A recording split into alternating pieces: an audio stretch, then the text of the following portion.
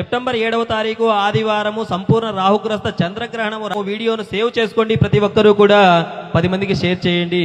ఈ రోజున రాత్రి 9:56 నుండి 1:26 వరకు ఈ యొక్క గ్రహణం ఉంటుంది. ఈ గ్రహణమును శతవిషం పూర్వాభాద్ర నక్షత్రక జాతకులు మరియు కుంభరాశి వారు ఈ గ్రహణమును చూడకుండా ఉండడం చాలా మంచిది. ఈ గ్రహణం యొక్క దోష ప్రభావము వృషభం, మిథునం, సింహం, కన్యా, తుల, మకర, కుంభ, మీన రాశుల వారికి ఉంటుంది. ఈ దోష పరిహారార్థం వారు దగ్గరలో ఉన్నటువంటి దేవాలయానికి వెళ్లి బియ్యము, మినుములు, వెండి చంద్రబింబము, సర్పాన్ని దక్షిణాఫలములతో బ్రాహ్మణులకు దానం చేయడం చాలా మంచిది. గర్భిణీ స్త్రీలు తప్పకుండా రాత్రి వీలైనంత త్వరగా భోజనం చేసి నిద్రించడం చాలా మంచిది.